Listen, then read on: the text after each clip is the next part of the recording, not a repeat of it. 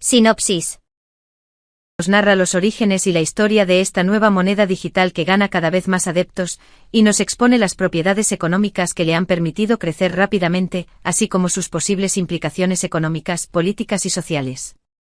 Este libro supone un interesante viaje a través de la historia de las tecnologías encargadas de realizar las funciones del dinero, desde los sistemas primitivos de comercio como las conchas marinas, hasta metales, monedas, el patrón oro y la deuda pública moderna. Es una explicación funcional e intuitiva del funcionamiento del Bitcoin, un software descentralizado y distribuido que se ha convertido en la primera forma implementada con éxito de efectivo digital. Y para terminar, expone las consecuencias políticas de esta nueva forma de economía y algunas de las preguntas más comunes sobre el tema: ¿quién lo controla? ¿Es el Bitcoin para delincuentes? ¿Qué se puede hacer con las miles de imitaciones? El patrón Bitcoin. La alternativa descentralizada. A los bancos centrales. Saifedean Ammous. Traducido por Mercedes Vaquero Granados. Para mi mujer y mi hija, que me dan una razón para escribir. Y para Satoshi Nakamoto, que me proporcionó algo sobre lo que valía la pena hacerlo. Prólogo. Por Nassim Nicholas Taleb. Sigamos la lógica de las cosas desde el principio. O mejor dicho, desde el final, la actualidad. Mientras escribo estas líneas, asistimos a una completa revuelta contra cierta clase de expertos en ámbitos demasiado difíciles como para que los entendamos, como el de la realidad macroeconómica, ámbitos en los que no solo el entendido en la materia no es tal, sino que no lo sabe. Que los anteriores jefes de la Reserva Federal, Greenspan y Bernanke, no alcanzaban a comprender muy bien la realidad empírica es algo que solo pudimos descubrir cuando ya fue demasiado tarde, razón por la cual debemos tener cuidado de a quien dotamos del poder de tomar macrodecisiones centralizadas. Lo peor es que todos los bancos centrales operaron siguiendo el mismo modelo, convirtiéndolo todo en un perfecto monocultivo. En campos complejos los conocimientos especializados no se concentran, bajo una realidad orgánica, las cosas funcionan de forma distributiva, como Friedrich A. Hayek demostró de manera convincente. Pero Hayek utilizó el concepto de conocimiento distribuido. Bueno, parece que ni siquiera necesitamos esa cosa llamada conocimiento para que las cosas funcionen bien. Tampoco necesitamos la racionalidad individual. Solo nos hace falta la estructura. Esto no significa que todos los participantes compartan la toma de decisiones de forma democrática. Un participante motivado puede convertirse en un actor que mueva el fiel de la balanza de manera desproporcionada, lo que he analizado como la asimetría de la regla de la minoría. Y cada partícipe tiene la posibilidad de ser ese actor. De algún modo, bajo la transformación de la escala aflora un efecto milagroso: los mercados racionales no requieren que ningún agente concreto sea racional. De hecho, funcionan bien bajo inteligencia cero, un grupo de inteligencia cero con el diseño adecuado, se desempeña mejor que una administración al estilo soviético e integrada por seres humanos muy inteligentes. Por este motivo, Bitcoin 1 es una idea excelente. Satisface las necesidades del sistema complejo, y no porque Bitcoin sea una criptomoneda, sino justamente porque no tiene dueño ni autoridad que pueda decidir su suerte. Es propiedad de la gente, sus usuarios, y en la actualidad cuenta ya con una trayectoria de varios años, lo suficientes como para ser una cosa por derecho propio. Para que otras criptomonedas puedan competir con Bitcoin, aquellas deben contar con la mencionada propiedad hayekiana. Bitcoin es una moneda sin gobierno, sin el respaldo de un Estado o un banco central. Pero cabe preguntarse, ¿no teníamos oro, plata y otros metales, otra clase de divisa sin gobierno? No exactamente. Cuando comerciamos con oro, acabamos haciéndolo con Hong Kong y recibiendo una adjudicación de acciones allí, que quizá necesitemos para mudarnos a Nueva Jersey. Los bancos controlan el juego de custodios o depositarios, y los gobiernos controlan los bancos, o más bien, los banqueros y las autoridades gubernamentales van, por decirlo cortésmente, de la mano. De modo que Bitcoin tiene una gran ventaja sobre el oro a la hora de efectuar transacciones: el acceso no requiere de un custodio específico. Ningún gobierno puede controlar qué código tienes en la cabeza. Por último, Bitcoin pasará sus propios contratiempos. Puede fallar. Aunque si se diera el caso podría reinventarse con facilidad, ya que ahora sabemos cómo funciona. En su estado actual, tal vez no sea conveniente para realizar transacciones, puede que no valga para pagar tu café descafeinado en tu cafetería habitual. Quizá de momento sea demasiado volátil para ser una moneda. Pero se trata de la primera moneda verdaderamente orgánica. Su mera existencia es una póliza de seguro que recordará a los gobiernos que el último objeto que el establishment pudo controlar, es decir, la moneda, ya no es monopolio suyo. Lo cual nos proporciona a nosotros, la multitud, una póliza de seguro contra un futuro orwelliano. Nassim Nicholas Taleb, 22 de enero de 2018. Introducción. El 1 de noviembre de 2008, un programador informático que usaba el seudónimo Satoshi Nakamoto envió un correo electrónico a una lista de correo de criptografía para anunciar que había estado trabajando en un nuevo sistema de dinero electrónico que utiliza por completo una red peer-to-peer, P2P, sin un tercero de confianza. 2. Copió el resumen del documento donde se explicaba el diseño, así como un vínculo al mismo en Internet. Básicamente el sistema Bitcoin ofrecía una red de pago con su propia moneda autóctona, y utilizaba un sofisticado método para que los miembros pudieran verificar todas las transacciones sin tener que confiar en ningún componente de la red. La moneda se emitió a una frecuencia predeterminada para recompensar a los integrantes que destinaban su potencia de procesamiento a verificar las transacciones, premiando así su trabajo. Lo sorprendente de esta invención fue que, a la inversa que otros intentos previos de establecer una moneda electrónica, este funcionó. Si bien contaba con un diseño inteligente y cuidado, nada sugería que semejante peculiar experimento fuese a interesar a nadie fuera de los círculos de expertos en criptografía.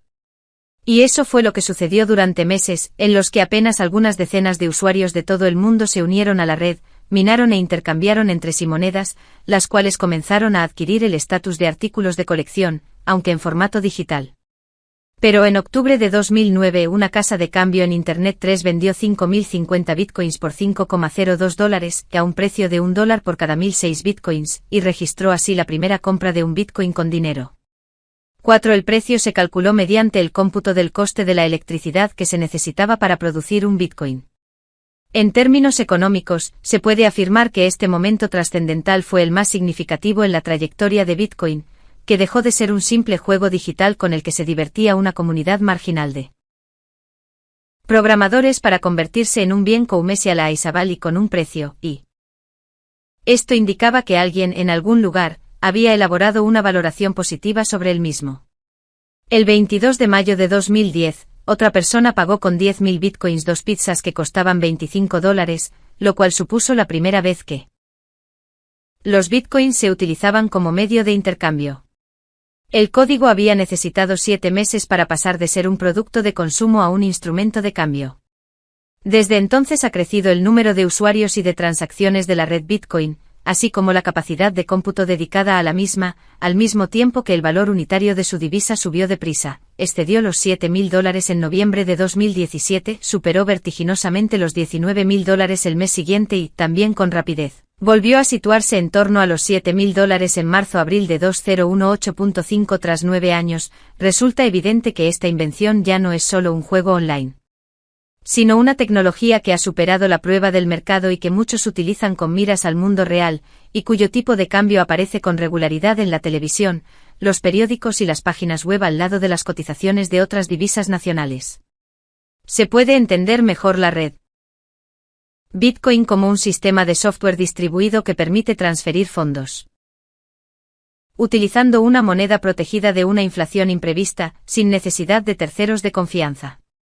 En otras palabras, Bitcoin automatiza las funciones de un moderno banco central y las convierte en predecibles y prácticamente inmutables mediante la programación de un código descentralizado entre miles de miembros de la red, ninguno de los cuales puede modificarlo sin el consentimiento del resto. Esto convierte a Bitcoin en el primer ejemplo operativo manifiestamente seguro de dinero electrónico y de moneda fuerte electrónica. Si bien Bitcoin es una nueva creación de la era digital, los problemas que tiene por objeto resolver, a saber, proporcionar un tipo de divisa que esté por completo a las órdenes de su dueño, y de la que se espera que conserve su valor a largo plazo, son tan antiguos como la humanidad misma. Este libro plantea una concepción de dichos problemas basada en años de estudio de esta tecnología y de los problemas económicos que solventa y de cómo diversas sociedades han encontrado soluciones a los mismos con anterioridad a lo largo de la historia. Puede que mi conclusión sorprenda a quienes tachan a Bitcoin de estafa o de artimaña de sus promotores y de los especuladores para ganar dinero rápido. De hecho, Bitcoin mejora los sistemas anteriores como reserva de valor, y su idoneidad en tanto que moneda sólida de la era digital tal vez pille por sorpresa a sus detractores.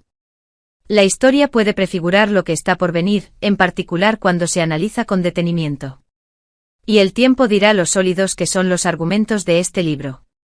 La primera parte del mismo explica el dinero, su función y sus propiedades. En tanto que economista con conocimientos de ingeniería, siempre he procurado entender una tecnología en función de los problemas que pretende solucionar, lo que permite la identificación de su esencia funcional, así como la separación de sus características secundarias, superfluas e insignificantes.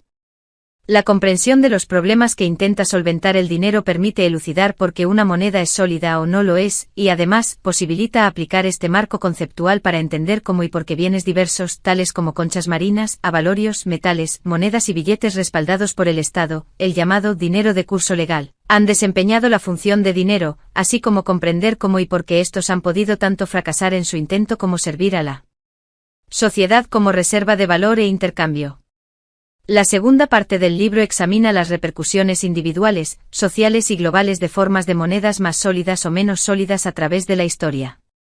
Una divisa sólida permite a la gente pensar a largo plazo y ahorrar e invertir de cara al futuro. El ahorro y la inversión a largo plazo constituyen la clave para la acumulación de capital y para el progreso de la civilización. La moneda es el sistema de medición e información de una economía, y una divisa sólida es lo que permite que el comercio, la inversión y la iniciativa empresarial procedan sobre una base estable, mientras que una moneda poco sólida aboca todos esos procesos al caos. Una divisa sólida es también un elemento fundamental de una sociedad libre, ya que garantiza un baluarte efectivo contra gobiernos o estados despóticos. La tercera parte del libro se centra en analizar en tono crítico los usos posibles de Bitcoin como forma de moneda sólida, y lo hace examinando tanto algunos de sus usos que no resulta útil como abordando algunos de los más comunes malentendidos e ideas equivocadas que suscita. Este libro está escrito para ayudar al lector a comprender los aspectos económicos de Bitcoin y su utilidad como iteración digital de las numerosas tecnologías empleadas para desempeñar las funciones de dinero en el transcurso de la historia. Este libro no es un anuncio publicitario de Bitcoin ni tampoco una invitación a comprar Bitcoins. Nada más lejos de mi intención. El valor del Bitcoin es probable que permanezca volátil, al menos por un tiempo. La red Bitcoin todavía puede triunfar o fracasar, y puede hacerlo por cualquier razón, tanto previsible como imprevista. Además, su utilización requiere conocimientos técnicos y conlleva riesgos, lo cual la hace inadecuada para muchas personas. Este libro no ofrece asesoramiento en materia de inversión, si bien tiene por objetivo ayudar a dilucidar las propiedades económicas de la red Bitcoin y su funcionamiento, para que el lector disponga de mayor información antes de decidir si quiere utilizarla o no. Solo con este grado de conocimiento, y solo tras un amplio y arduo estudio sobre los aspectos prácticos y operacionales de usar y poseer Bitcoins, debería considerarse la posibilidad de depositar valor en esta criptomoneda. Aunque el aumento de su valor de mercado puede hacer que parezca una obviedad como inversión, un examen más detenido de la multitud de hackeos, ataques, timos y fallos de seguridad que han costado a la gente sus bitcoins constituye un serio aviso para cualquiera que crea que tener bitcoins proporciona un beneficio garantizado. Si al acabar de leer este libro pensaras que merece la pena tener bitcoins, tu primera inversión no tendría que consistir en adquirirlos, sino que deberías invertir tiempo en intentar comprender cómo comprarlos, guardarlos y poseerlos de forma segura. El carácter intrínseco de Bitcoin hace que este tipo de conocimiento no pueda delegarse o subcontratarse. No hay opciones diferentes a la de la propia responsabilidad personal respecto al uso de Bitcoin y afianzar el conocimiento de esta red es la verdadera inversión que hay que hacer para entrar en ella. Capítulo 1. Dinero. Bitcoin es la más reciente tecnología en cumplir la función de moneda, un invento que aprovecha las posibilidades tecnológicas de la era digital para solucionar un problema que persiste desde que la humanidad existe, como mover valor económico a través del tiempo y del espacio. Para entender Bitcoin primero hay que asimilar qué es el dinero, y para ello no hay más opción que estudiar su función y su historia. La forma más sencilla que tiene la gente de intercambiar valor es permutar objetos valiosos entre sí. Este proceso de intercambio directo se denomina trueque, pero solo es práctico en círculos pequeños donde se producen algunos bienes y servicios.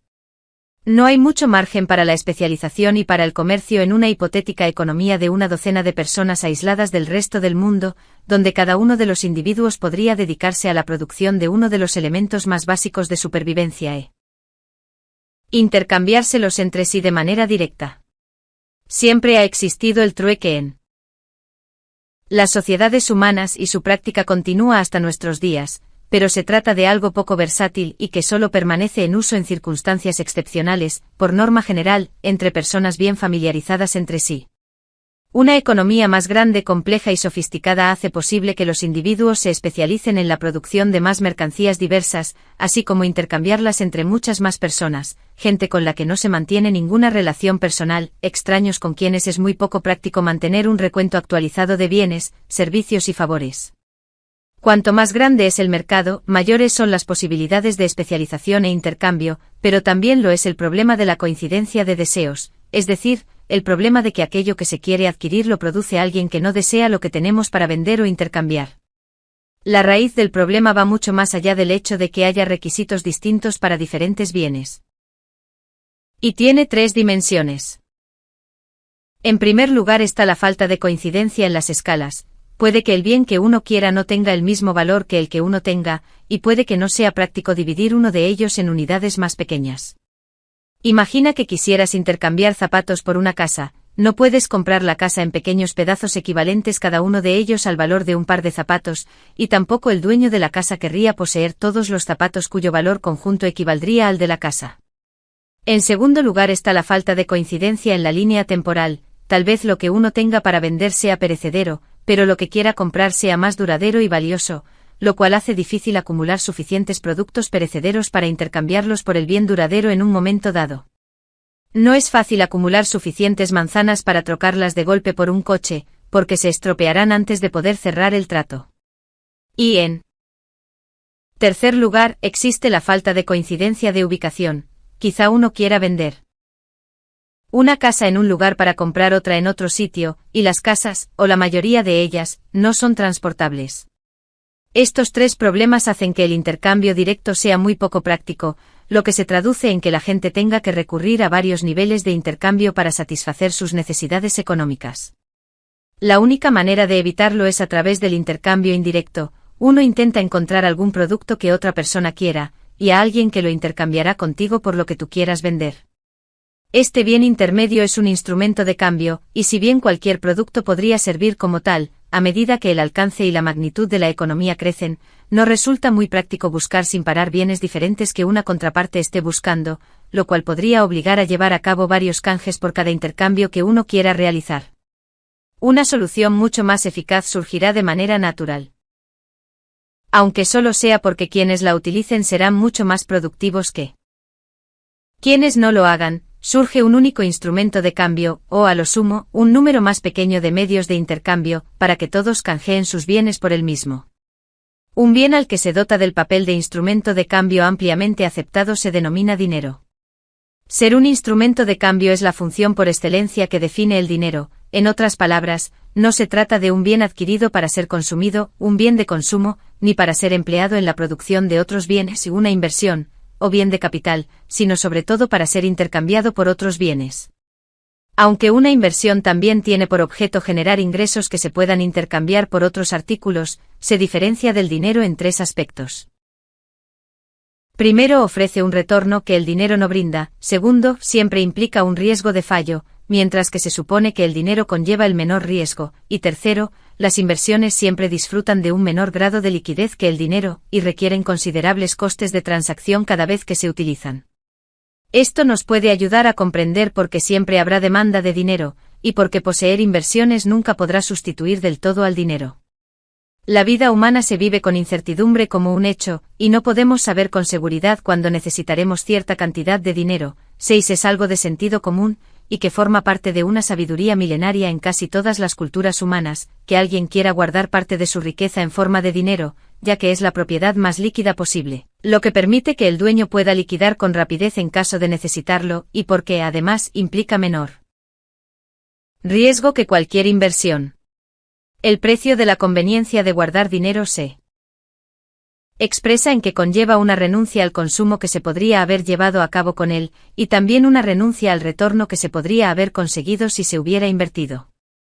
Tras examinar dichas elecciones humanas en situaciones de mercado, a Karl Menger, padre de la Escuela Austríaca de Economía y fundador del análisis marginal en economía, se le ocurrió cuál era la propiedad esencial que lleva a que un bien sea adoptado con libertad como moneda en el mercado, y esta es la vendibilidad, la facilidad de venta de un producto en el mercado siempre que lo desee su titular, con el menor perjuicio en su precio. 7. En principio, no hay nada que estipule que debería ser utilizado como dinero y que no. Cualquier persona que decida adquirir alguna cosa no por ella misma, sino con la intención de intercambiarla por otra, está convirtiéndola de hecho en dinero, y como los individuos evolucionan, también lo hacen sus opiniones y elecciones sobre qué constituye o no dinero. A lo largo de la historia de la humanidad, muchas cosas han cumplido la función de moneda, el oro y la plata sobre todo, pero también el cobre, las conchas marinas, piedras de gran tamaño, sal, ganado, valores del Estado, piedras preciosas e incluso alcohol y cigarrillos bajo ciertas circunstancias. Las elecciones de la gente son subjetivas, de modo que no hay una opción de moneda correcta o equivocada. No obstante, las decisiones que se tomen sí que deparan consecuencias. La relativa vendibilidad de un producto se puede evaluar en función de lo bien que aborden las tres facetas del problema de la falta de coincidencia de deseos antes mencionada, su vendibilidad en diversas escalas, en el espacio y en el tiempo. Un bien vendible en diversas escalas se puede fragmentar de manera conveniente en unidades más pequeñas, o bien ser agrupado en unidades más grandes, lo cual permite que el dueño lo venda en la cantidad que desee. La vendibilidad en el espacio indica la facilidad de transportar el producto o de llevarlo consigo cuando la persona viaje, lo que ha propiciado el uso de medios monetarios que por norma general, poseen un alto valor por unidad de peso. Hay un gran número de bienes que podrían cumplir la función de dinero y contar fácilmente con ambas características. Es el tercer elemento, la vendibilidad en el tiempo, la más importante. La vendibilidad de un bien en el tiempo hace referencia a su capacidad de conservar valor en el futuro, cosa que permitiría a su propietario almacenar riqueza a partir del mismo, lo cual constituye la segunda función del dinero, reserva de valor. Para que un bien sea vendible en el tiempo tiene que ser inmune al deterioro, a la corrosión y a otras clases de degradación. Se puede afirmar con seguridad que todo aquel que alguna vez creyó poder preservar su riqueza de forma duradera en pescado, manzanas o naranjas aprendió la lección a las malas, y es probable que esa persona tuviera pocos motivos para atesorar riqueza durante una buena temporada. No obstante, la integridad física a través del tiempo, aunque condición necesaria, es insuficiente para la vendibilidad en el tiempo, ya que es posible que un producto pierda notablemente su valor aunque su condición física permanezca inalterada. Para que un bien conserve su valor es también necesario que la oferta del mismo no aumente de forma radical durante el periodo en que el dueño lo posea. Una característica común a las diferentes modalidades de moneda a través de la historia es la presencia de alguna clase de mecanismo para limitar la producción de nuevas unidades del bien en cuestión y mantener así el valor de las unidades existentes. La relativa dificultad que entraña producir nuevas unidades monetarias determina la solidez del dinero. Una moneda cuya oferta es difícil de aumentar es conocida como moneda fuerte. Mientras que una moneda débil es aquella cuya oferta se presta a grandes incrementos. Podemos entender el concepto de fortaleza de una moneda mediante la comprensión de dos indicadores diferenciados relativos a la oferta del bien. 1. Las existencias, o el stock, que es la oferta existente integrada por todo lo que ha sido producido en el pasado, menos todo lo que ha sido consumido o destruido, y 2. El flujo, que es la producción adicional que se llevará a cabo en el siguiente periodo. La ratio entre las existencias y el flujo es un buen indicador de la fortaleza de una moneda, así como de su adecuación para desempeñar una función monetaria. Un bien con una baja ratio existencias/flujo es aquel cuya oferta existente puede aumentar de manera radical si la gente comienza a utilizarlo como reserva de valor. Es poco probable que dicho bien conservara su valía si fuera escogido como reserva de valor. Cuanto mayor es la ratio de las existencias con respecto al flujo, mayor es la probabilidad de que un bien mantenga su valor en el tiempo y, por tanto, sea más vendible a la larga. 8. Si la gente escoge una moneda fuerte como reserva de valor, con una elevada ratio existencias/flujo, la adquisición de la misma para acumularla incrementaría su demanda, provocando un aumento del precio, lo que incentivaría a sus productores a hacer más de la misma. Pero como el flujo es pequeño comparado con la oferta existente, resulta poco probable que incluso un gran aumento en la nueva producción provoque una caída significativa de su valor. Por otro lado, si la gente decide atesorar su riqueza en una moneda débil, con una baja ratio existencias/flujo, sería fácil para los productores de este bien. Esa moneda, crear grandes cantidades del mismo, lo que provocaría una caída del precio del bien y lo devaluaría, lo cual supondría una expropiación de la riqueza de los ahorradores y reduciría la vendibilidad del bien en el tiempo. Me gusta llamar a esto la trampa del dinero fácil. Cualquier cosa utilizada como reserva de valor verá incrementada su oferta, y todo aquello de lo que se puede acrecentar la oferta con facilidad destruirá la riqueza de quienes lo hayan utilizado como reserva de valor. El corolario a esta trampa es que todo lo que sea empleado con éxito como moneda contará con algún mecanismo natural o artificial que tienda a limitar el nuevo flujo del bien en el mercado, manteniendo así su valor en el tiempo. De ello se desprende que para que algo asuma un rol monetario, ese algo debe ser costoso de producir. De lo contrario, la tentación de hacer dinero a bajo coste acabará con la riqueza de los ahorradores, así como con el aliciente de cualquiera a acumular por esos medios. Siempre que un acontecimiento natural, tecnológico o político sea traducido en un rápido incremento de la oferta de un bien monetario, este ha perdido su estatus de moneda y ha sido reemplazado por otro instrumento de cambio con una ratio existencias/flujo más segura, como se analizará en el próximo capítulo. Conchas marinas de cierto tipo fueron utilizadas como dinero cuando era difícil encontrarlas. Los cigarrillos sueltos se utilizan como forma de pago en las prisiones porque es complicado obtenerlos o elaborarlos, y respecto a las divisas nacionales, cuanto menor sea el ritmo de aumento de su oferta, mayores serán las posibilidades de que las personas las conserven, manteniendo así su valor en el tiempo. Cuando las nuevas tecnologías lograron que la importación y la captura de conchas marinas fuera fácil, las sociedades que las utilizaban como moneda se pasaron al dinero de metal o de papel, y cuando un gobierno aumenta la oferta de su moneda, sus ciudadanos acaban por comprar divisas extranjeras, oro u otros activos monetarios más fiables. El siglo XX nos ha brindado un lamentable y enorme número de trágicos ejemplos de ello, en particular en países desarrollados. Los medios monetarios que sobrevivieron por más tiempo son aquellos que contaron con mecanismos de toda confianza para restringir el crecimiento de la oferta, en otras palabras, las monedas fuertes.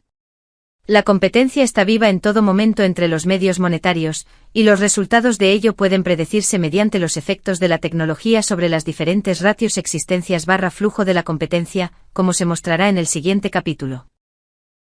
Si bien por lo general la gente tiene libertad para utilizar el bien que le plazca como instrumento de cambio, la realidad es que quienes utilicen una moneda fuerte se beneficiarán más con el tiempo al perder muy poco valor frente a una nimia nueva oferta de su instrumento de cambio. Es probable que quienes elijan una moneda débil pierdan valor cuando su oferta crezca con rapidez y haga así caer su precio de mercado. Ya sea mediante un eventual cálculo racional prospectivo como a través de las duras lecciones retrospectivas de la realidad, la mayoría del dinero y de la riqueza se concentrará en quienes escojan las formas de moneda más fuertes y vendibles. No obstante, la fortaleza y vendibilidad de un bien no es algo estático en el tiempo. Del mismo modo que ha variado la capacidad tecnológica de diferentes sociedades y en diferentes épocas, también lo ha hecho la fortaleza de diversas formas de moneda y con ello, su vendibilidad. En realidad, la elección de qué hace que una moneda sea mejor que otra siempre ha estado determinada por la realidad tecnológica de las sociedades que configuraban la vendibilidad de los diferentes bienes. Por consiguiente, los economistas de la escuela austríaca rara vez son dogmáticos u objetivistas en su definición de moneda sólida, la cual no definen como un bien o producto específico, sino como cualquier moneda que surge en el mercado, escogida con libertad por la gente que realiza operaciones con la misma, que no les ha sido impuesta por ninguna autoridad coercitiva y cuyo valor viene determinado mediante la interacción del mercado, y no a través de una imposición gubernamental. 9. La competencia monetaria del libre mercado es implacablemente eficiente a la hora de producir una moneda sólida, ya que solo permite que mantengan su riqueza en el tiempo aquellas personas que elijan la moneda correcta. No es necesaria la intervención del gobierno para imponer a la sociedad la moneda más fuerte, ya que la sociedad lo descubrirá por sí misma mucho antes que su gobierno, y cualquier imposición gubernamental, si fuera a tener algún efecto, solo serviría para obstaculizar el proceso de competencia monetaria. Todas las repercusiones individuales y sociales de las monedas fuertes y débiles son mucho más profundas que la mera pérdida o ganancia financiera, y constituyen un tema central en este libro, razón por la cual son examinadas a fondo en los capítulos 5, 6 y 7. Aquellos que están en condiciones de ahorrar su riqueza en una buena reserva de valor tienden a planificar más el futuro que quienes cuentan con malas reservas de valor. La solidez del medio monetario en función de su capacidad de conservar valor en el tiempo, es un factor clave de cuánto valoran las personas el presente sobre el futuro, o de su preferencia temporal, otro de los conceptos centrales de este libro. Más allá de la ratio existencias/flujo, otro aspecto importante de la vendibilidad de un medio monetario es su aceptabilidad por parte de otras personas. Cuanta más gente lo acepte, más líquido es y más probabilidad tiene de ser comprado y vendido sin demasiada pérdida. En contextos sociales con muchas interacciones P2P, como demuestran los protocolos informáticos, es normal que surjan algunas normas para dominar el intercambio, ya que los beneficios derivados de unirse a una red crecen de forma exponencial cuanto mayor sea el tamaño de la misma. Por eso Facebook y unas cuantas redes sociales dominan el mercado a pesar de que se hayan creado y promovido cientos de otras redes casi idénticas. Del mismo modo, cualquier dispositivo que utilice el correo electrónico debe usar un protocolo IMAP/POP3 para recibirlos, y un protocolo SMTP para enviarlos. Se han inventado muchos otros protocolos que podrían haber sido utilizados a la perfección, pero nadie los emplea, ¿por qué? Si algún usuario lo hiciera no podría interactuar prácticamente con nadie que utilice el correo electrónico en la actualidad, ya que están en IMAP/POP3 y SMTP. Lo mismo sucede con el dinero. Fue inevitable que un bien o algunos bienes emergieran como principal instrumento de cambio, porque la propiedad de poder ser intercambiado con facilidad es la que más importa. Como ya se ha señalado, un medio de intercambio no se adquiere por sus características propias, sino por su vendibilidad. Más aún, la amplia aceptación de un instrumento de cambio posibilita que todos los precios se expresen en sus términos, lo cual le permite desempeñar la tercera función del dinero, la de ser una unidad de cuenta. En una economía que no tuviera un medio de intercambio reconocido, cada bien se expresaría en función de otro, lo que llevaría a un enorme número de precios y haría sumamente difíciles los cálculos económicos. En una economía con un instrumento de cambio, todos los precios de todos los bienes se expresan con arreglo a la misma unidad de cuenta. En esta sociedad, el dinero sirve de parámetro con el que medir el valor interpersonal, recompensa a los productores en la medida en que aportan valor a los demás, e indica a los consumidores cuánto necesitan pagar para obtener el bien deseado. Solo con un instrumento de cambio uniforme que actúe como unidad de cuenta, los cálculos económicos se vuelven posibles, y con ello se manifiesta la posibilidad de especialización en tareas complejas de acumulación de capital y de creación de grandes mercados. El funcionamiento de una economía de mercado depende de los precios, y estos, para ser precisos, dependen de un instrumento de cambio común que refleje la relativa carestía de diferentes bienes. Si este es una moneda débil y dinero fácil, la capacidad del emisor de incrementar constantemente su cantidad le impedirá reflejar con precisión los llamados costes de oportunidad. Cada cambio imprevisible en la cantidad de dinero desvirtuará su papel como medida de valor interpersonal y conducto para la información económica. Contar con un único medio de intercambio permite tanto que crezca el tamaño de la economía como el número de gente dispuesta a utilizar dicho instrumento. Cuanto mayor sea el tamaño de una economía, mayores serán las oportunidades de obtener ganancias del intercambio y la especialización, y quizá más importante aún, más prolongada y sofisticada puede llegar a ser la estructura de producción. Los productores tienen ocasión de especializarse en producir bienes de capital que solo producirán bienes de consumo final después de intervalos más largos, lo que posibilita productos de mayor calidad y más productivos. En las primitivas economías pequeñas, la estructura de producción del pescado consistía en que las personas se acercaban a la orilla y atrapaban un pescado con las manos, proceso que podía durar unas horas, desde el principio hasta el final. A medida que la economía crece, se utilizan herramientas y bienes de capital más sofisticados, y la producción de estas herramientas extiende significativamente la duración del proceso de producción, a la vez que incrementa su productividad. En el mundo moderno, los peces se pescan con embarcaciones muy avanzadas que se tardan años en construir y que operan durante décadas. Estos barcos están en condiciones de navegar por mares a los que botes más pequeños no llegan, así como de producir pescado que de otro modo no estaría disponible. Dichos barcos pueden desafiar las inclemencias meteorológicas y continuar operando en condiciones muy difíciles y en situaciones en las que otras embarcaciones que requieren una menor inversión de capital tendrían que quedar atracadas improductivamente. Como la acumulación de capital ha hecho que el proceso sea más largo, este se ha vuelto más productivo por unidad de trabajo, y puede producir productos de mejor calidad, algo que no era posible en las economías primitivas con herramientas básicas y en las que no existía la acumulación de capital. Nada de esto hubiera sido factible sin que el dinero jugase tres papeles: el de instrumento de cambio, para permitir la especialización; el de reserva de valor, para proporcionar orientación futura e incentivar a las personas a dirigir los recursos a la inversión en vez de al consumo; y el de unidad de cuenta, para permitir el cálculo económico de los beneficios y las pérdidas.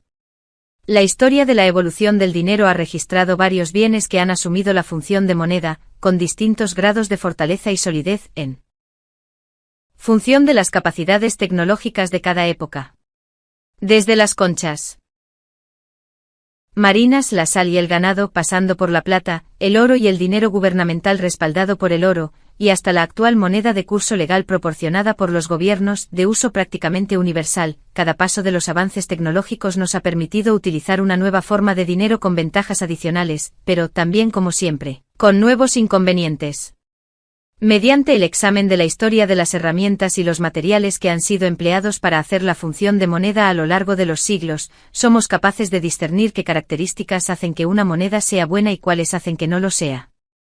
Solo teniendo presentes estos antecedentes podremos pasar a entender cómo funciona la red Bitcoin y cuál es su papel en tanto que medio monetario. El próximo capítulo examina el historial de extraños artefactos y objetos que han sido utilizados históricamente como moneda, desde las piedras Rai de la isla de Yap a las conchas marinas en América, las cuentas de vidrio en África y el ganado y la sal en la antigüedad. Cada uno de estos instrumentos de cambio desempeñó la función de dinero por un periodo durante el cual tales instrumentos tuvieron una de las mejores ratios existencias/flujo disponibles para su población, pero dejaron de ser usados como dinero al perder dicha propiedad. Entender cómo y por qué sucedió esto resulta fundamental para comprender la futura evolución del dinero y cualquier papel probable que vaya a desempeñar Bitcoin. El capítulo 3 se centra en el análisis de los metales monetarios y en cómo el oro llegó a ser el principal en todo el mundo durante la época del patrón oro, a finales del siglo XIX. El capítulo 4 analiza el paso al dinero gubernamental y su trayectoria. Tras repasar las implicaciones económicas y sociales de diferentes tipos de monedas, que se analizan en los capítulos 5, 6 y 7, el capítulo 8 presenta la invención de Bitcoin y sus propiedades monetarias. Capítulo 2. Dinero primitivo. De todas las formas históricas de dinero con las que me he topado, la que más se asemeja al funcionamiento de Bitcoin es el antiguo sistema basado en las piedras Rai, en la isla de Yap, que en la actualidad forma parte de los Estados Federados de Micronesia. Entender cómo las piedras Rai, unos grandes discos de caliza, funcionaban a modo de dinero nos ayudará a explicar el funcionamiento de la red Bitcoin en el capítulo 8. Comprender la singular historia acerca de cómo las piedras Rai perdieron su rol monetario supone una perfecta demostración de cómo el dinero pierde su estatus monetario una vez malograda su solidez. Las piedras Rai usadas como dinero eran de distintos tamaños, llegando a ser hasta grandes discos circulares con un agujero en medio y que podían incluso pesar 4 toneladas. No eran originarias de Yap, donde no había piedra caliza, sino que todas ellas procedían de las vecinas islas Palaos o Palau y de Guam. La belleza y el exotismo de estas piedras hizo que fueran deseables y veneradas. En Yap, aunque conseguirlas resultaba muy difícil, ya que implicaba un arduo proceso de explotación de la cantera y su posterior transporte en balsas y canoas. Hacían falta cientos de hombres para trasladar algunas de ellas hasta Yap. Allí eran colocadas en emplazamientos preeminentes desde donde todos pudieran verlas. El propietario de la piedra podía utilizarla como método de pago sin tener que moverla. Lo único que tenía que hacer era anunciar a todos los vecinos que la titularidad de la piedra había pasado a un nuevo beneficiario. Todo el pueblo reconocía la propiedad de la piedra, y el nuevo dueño podía entonces utilizarla para efectuar un pago cuando quisiera. No había modo de robar las piedras Rai, ya que todo el mundo sabía a quiénes pertenecían. Durante siglos y tal vez incluso milenios, este sistema funcionó bien para los habitantes de Yap. Si bien las piedras nunca se movían, tenían vendibilidad en el espacio, ya que podían utilizarse para efectuar un pago en cualquier lugar de la isla. Los diferentes tamaños proporcionaban cierto grado de vendibilidad en diversas escalas, así como la posibilidad de pagar con fracciones de una piedra. La vendibilidad de las piedras en el tiempo estuvo garantizada durante siglos por la dificultad y alto coste de adquirir una nueva, ya que no existían en Yap, y extraerlas y transportarlas desde Palaos no resultaba nada fácil.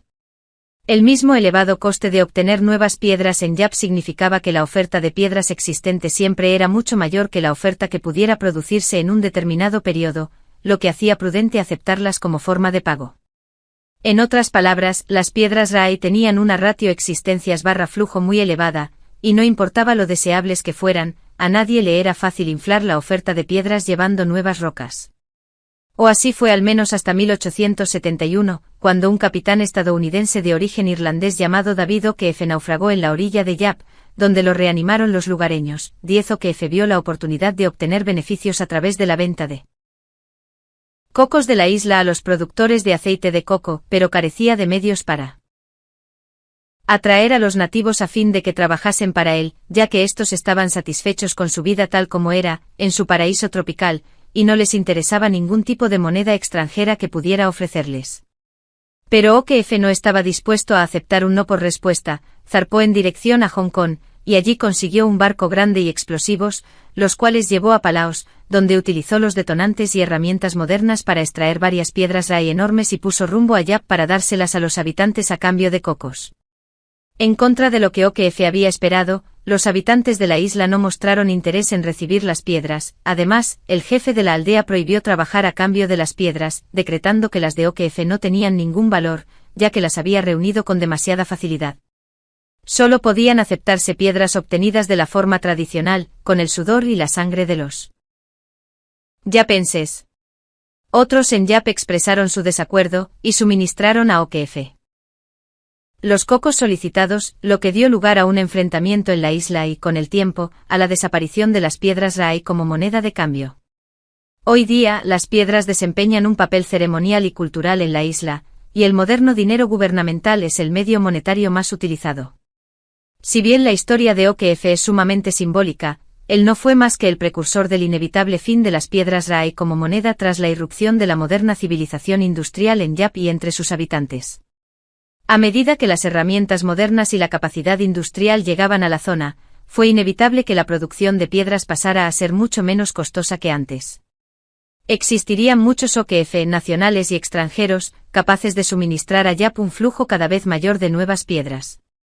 Con la nueva tecnología, la ratio existencias/flujo para las piedras Rai disminuyó radicalmente, era posible producir muchas más piedras cada año, lo que devaluaba considerablemente la reserva existente en la isla.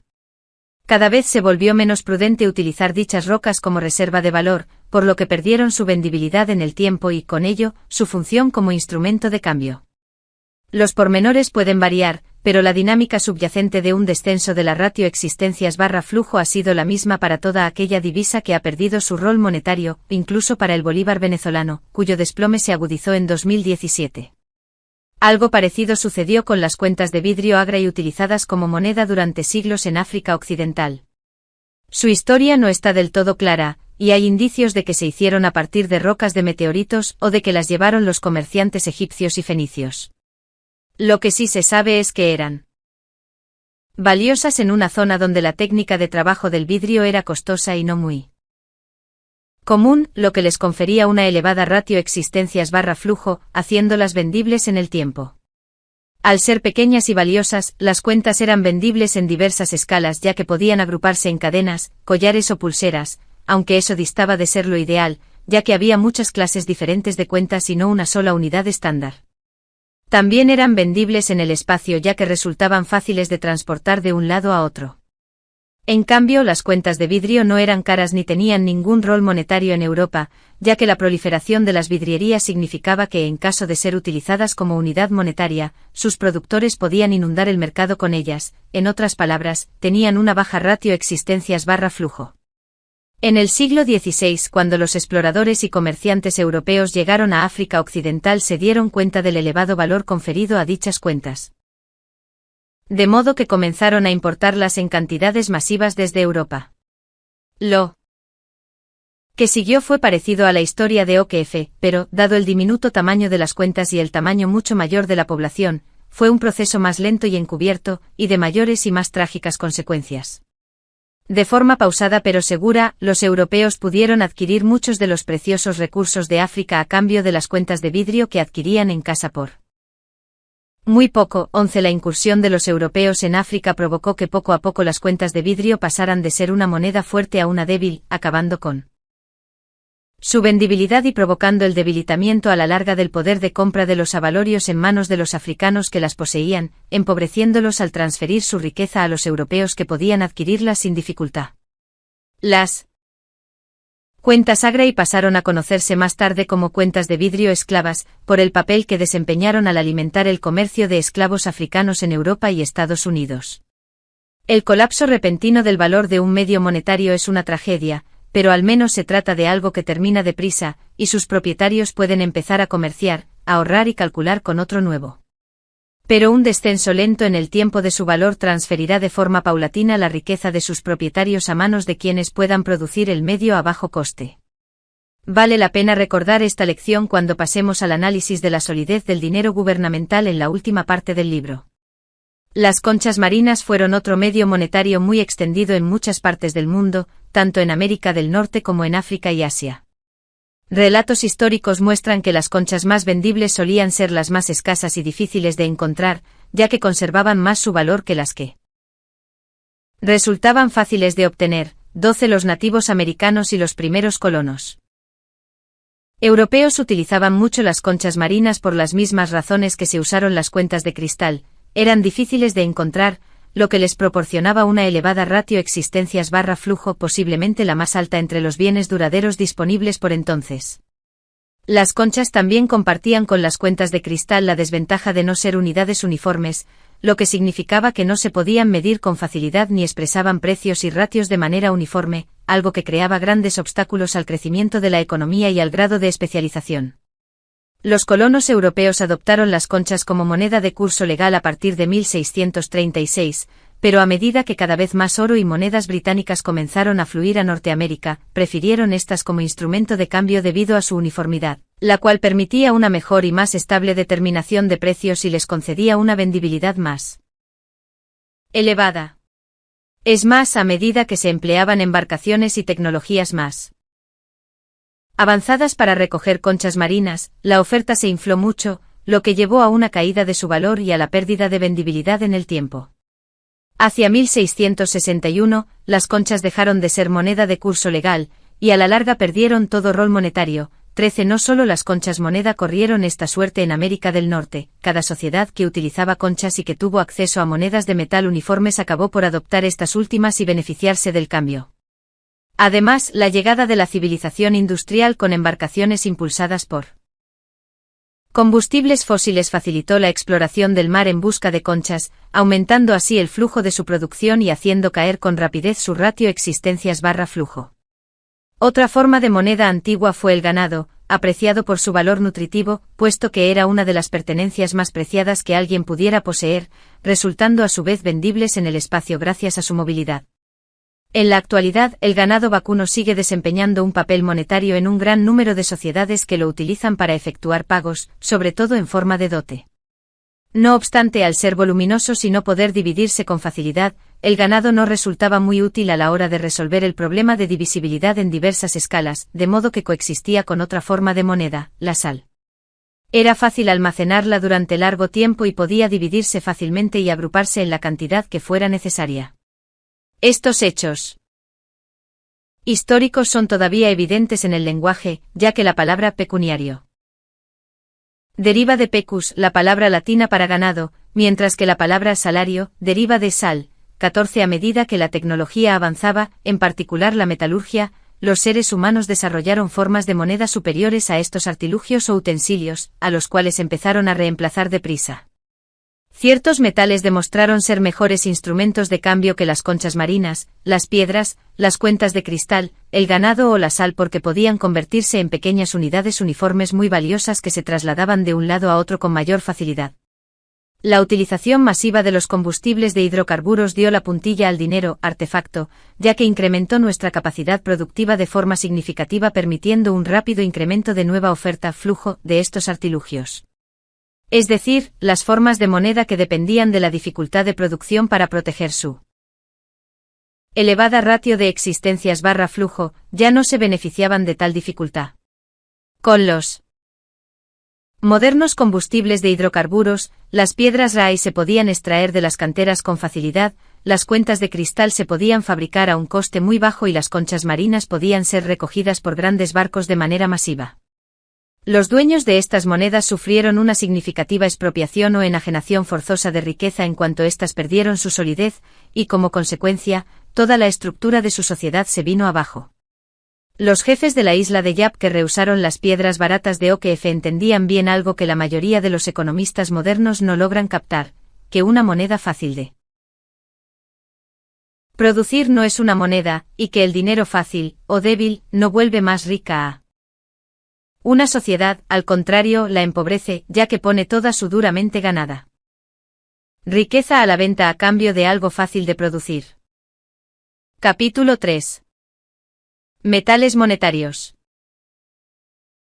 A medida que la capacidad técnica necesaria para la producción de bienes se volvía más sofisticada y que aumentaba nuestra utilización de productos básicos y metales, muchos de estos últimos comenzaron a producirse en cantidades lo bastante grandes y a tener la suficiente demanda como para que resultasen muy vendibles y aptos para ser utilizados como medio monetario.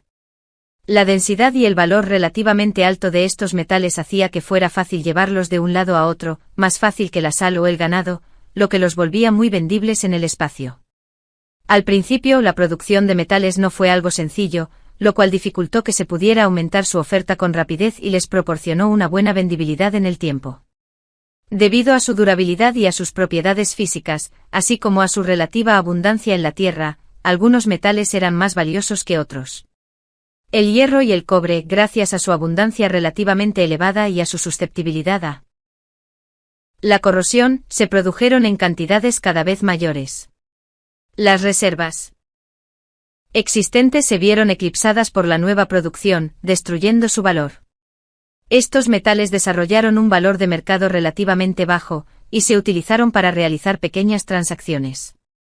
Por otro lado, los metales más raros, como la plata y el oro, eran más duraderos y menos propensos a corroerse o estropearse, lo que los hacía ser más vendibles en el tiempo, y también más útiles como reserva de valor en el futuro. En particular, la práctica indestructibilidad del oro permitió que las personas atesoraran valor a través de varias generaciones, de manera que pudieron desarrollar un horizonte temporal orientativo más prolongado. Al principio los metales se compraban y vendían en función de su peso, 15, pero con el tiempo, a medida que la metalurgia avanzaba, fue posible acuñarlos en monedas uniformes y marcarlas con su peso, volviéndolos más vendibles al ahorrar a la gente el tener que pesarlos y valorarlos cada vez. Los tres metales más utilizados para desempeñar este rol fueron el oro, la plata y el cobre. Su utilización en forma de monedas constituyó la principal forma de dinero durante unos 2500 años, desde la época del rey griego Creso, que fue el primero en acuñar monedas de oro, hasta inicios del siglo XX. Las monedas de oro resultaron ser los bienes más vendibles en el tiempo, ya que conservaban su valor sin deteriorarse. Eran también los bienes más vendibles en el espacio, ya que contenían mucho valor en muy poco peso, lo que permitía transportarlas con facilidad. Por otra parte, las monedas de plata tenían la ventaja de ser los bienes más vendibles en diversas escalas, ya que su menor valor por unidad de peso comparado con el oro les permitía servir de manera conveniente como instrumento de cambio para pequeñas transacciones, mientras que las de cobre eran útiles para las transacciones de menor valor. Al normalizar valores en unidades estándar fáciles de identificar, las monedas permitieron la creación de grandes mercados, aumentando el ámbito de especialización y el comercio mundial. Si bien resultaba ser el mejor sistema monetario tecnológicamente posible en aquel momento, todavía llevaba aparejado dos grandes inconvenientes. El primero era que la existencia de 2 o 3 metales como patrón monetario provocó problemas económicos derivados de la fluctuación de su valor con el tiempo debido a los altibajos de la oferta y la demanda, lo que generó problemas a los dueños de estas monedas, en particular a los de las de plata, que experimentaron disminuciones de su valor, debido al aumento de la producción y a la bajada de la demanda. La segunda y aún más grave desventaja era que los gobiernos y los falsificadores podían reducir el contenido del metal precioso en dichas monedas, algo que hicieron con frecuencia, logrando que disminuyera el valor de las mismas al transferir una pequeña parte de su poder adquisitivo a los falsificadores o al gobierno. La reducción del contenido del metal comprometió la pureza y solidez de la moneda. Sin embargo, en el siglo XIX, con el desarrollo de la banca moderna y la mejora de los medios de comunicación, las personas pudieron efectuar transacciones con papel moneda y cheques respaldados por el oro atesorado en las arcas de sus bancos y de los bancos centrales. Esto permitió transacciones respaldadas por oro a cualquier escala, eliminando así la necesidad del rol monetario de la plata y reuniendo todas las propiedades monetarias esenciales de vendibilidad en el patrón oro. Este patrón permitió una acumulación mundial de capitales y una expansión del comercio sin precedentes mediante la unión de la mayor parte de la economía del planeta bajo una elección de moneda sólida basada en el mercado. No obstante, su trágico defecto radicaba en que el hecho de centralizar el oro en las cajas fuertes de los bancos, y después en las de los bancos centrales, facilitó que bancos y gobiernos incrementaran la oferta de papel más allá de la cantidad de oro que poseían, lo cual devaluaba la moneda y transfería parte del valor del dinero desde sus legítimos propietarios hacia los gobiernos y bancos. ¿Por qué el oro? Para comprender cómo surge el dinero mercancía, volvamos a examinar con más detalle la trampa del dinero fácil que introdujimos en el capítulo 1, y empecemos por diferenciar entre demanda del mercado, demanda de consumir o tener el bien por sí mismo, y su demanda monetaria, demanda de un bien como instrumento de cambio y reserva de valor. Cada vez que una persona elige un bien como reserva de valor, en realidad está aumentando la demanda del mismo más allá de la habitual demanda del mercado, lo que incrementará su precio. Por ejemplo, la demanda del mercado de cobre en sus diversos usos industriales es de unos 20 millones de toneladas al año, a un precio de unos $5.000 por tonelada, con lo que su mercado total está valorado en unos $100.000 millones. Imagina que un multimillonario decidiera invertir 10.000 millones de su riqueza en cobre.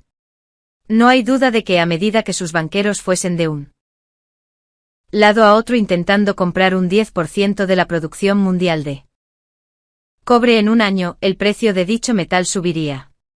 En un principio parece una confirmación de la estrategia monetaria del multimillonario, el activo que ha decidido adquirir se ha apreciado antes incluso de completar su compra. Y seguramente, razona el multimillonario, esta revalorización empuje a más gente a comprar más cobre como reserva de valor, lo cual hará que suba aún más el precio. Pero aunque más gente participe en la monetización del cobre, nuestro hipotético multimillonario estará metido en un aprieto. La subida del precio hace del cobre un negocio lucrativo para trabajadores y capitales de todo el mundo. No tenemos modo de saber la cantidad de cobre que hay bajo tierra, por no hablar de que es preciso extraerlo mediante la minería, de modo que, en términos prácticos, la única restricción vinculante con respecto a cuánto cobre puede producirse es cuánto trabajo y capital se dedique a su extracción. Siempre se puede producir más cobre a un mayor coste. El precio y la cantidad continuarán subiendo hasta satisfacer la demanda monetaria por parte de los inversores. Supongamos que esto ocurre a los 10 millones de toneladas extra y a $10.000 por tonelada. En algún momento la demanda monetaria remitirá, y algunos propietarios de cobre querrán librarse de parte de sus existencias para adquirir otros bienes ya que, después de todo, para eso lo compró. Tras la bajada de la demanda monetaria, en igualdad de condiciones, el mercado de cobre volverá a su escenario habitual de oferta y demanda, con 20 millones de toneladas anuales, a un precio de $5.000 la tonelada. Pero a medida que los dueños comiencen a vender sus existencias de cobre acumulado, el precio caerá de forma considerable por debajo de eso. El multimillonario perderá dinero en el proceso, ya que cuando estaba haciendo subir el precio, compró la mayor parte de sus existencias a más de $5.000 la tonelada, pero ahora todas sus existencias están valoradas por debajo de esa cantidad. Los otros que se unieron a él más tarde compraron a un precio aún más alto, y perderán incluso más dinero que el multimillonario. Este modelo es aplicable a todas las materias primas como el cobre, el zinc, el níquel, el latón o el petróleo, que sobre todo se consumen y destruyen, no se almacenan. En algún momento del tiempo, sus reservas mundiales son de la misma magnitud que la nueva producción anual. Se genera de continuo nueva oferta para ser consumida. Si los ahorradores deciden depositar su riqueza en una de estas mercancías, su riqueza solo comprará una mínima parte de la oferta mundial antes de elevar el precio lo suficiente como para absorber toda su inversión, ya que compiten con los consumidores de dicha materia prima, que la utilizan de manera productiva en la industria. A medida que aumentan los ingresos de los productores de este bien, estos pueden invertir en el incremento de su producción, haciendo que vuelva a bajar el precio, privando a los ahorradores de su riqueza. El efecto neto de este episodio es la transferencia de la riqueza de los desacertados ahorradores a los productores de la mercancía que habían adquirido. Esta es la anatomía de una burbuja del mercado, el aumento de la demanda. Provoca una pronunciada subida de precios, lo que conduce a una mayor demanda, incrementando más aún los precios e incentivando una mayor producción y oferta, lo que de forma inevitable hace bajar los precios sancionando a todo aquel que compró cuando el precio estaba más alto de lo que era normal. Los inversores en la burbuja acaban desplumados, mientras que los productores del activo se benefician. Esta dinámica ha sido válida durante la mayor parte de la historia conocida, y tanto para el cobre como para casi cualquier mercancía en el mundo, castigando de manera sistemática a quienes eligieron estos productos como moneda al devaluar su riqueza y empobrecerlos a la larga, y devolviendo el bien a su papel natural de producto de consumo, y no de instrumento de cambio. Para que una cosa funcione como buena reserva de valor debe sortear esta trampa, tiene que apreciarse cuando la gente la solicite como reserva de valor, pero hay que restringir la posibilidad de que sus productores inflen tanto la oferta como para hacer que baje el precio. Un activo semejante recompensará a cualquiera que lo elija como reserva de valor, aumentando su riqueza a la larga a medida que se convierta en la principal reserva de valor, porque quienes escogieron otros productos, o bien cambiarán de rumbo y copiarán la elección de quienes han obtenido mayor éxito, o bien solo perderán su patrimonio. El claro vencedor de esta carrera a lo largo de la historia de la humanidad ha sido el oro, que mantiene su rol monetario gracias a la singularidad de dos características físicas que la distinguen de otras materias primas. En primer lugar, el oro es químicamente tan estable que es casi imposible destruirlo, y en segundo lugar, no se puede sintetizar a partir de otros materiales, a pesar de lo que afirmen los alquimistas, y solo puede extraerse de su mineral no refinado, que es muy raro en nuestro planeta.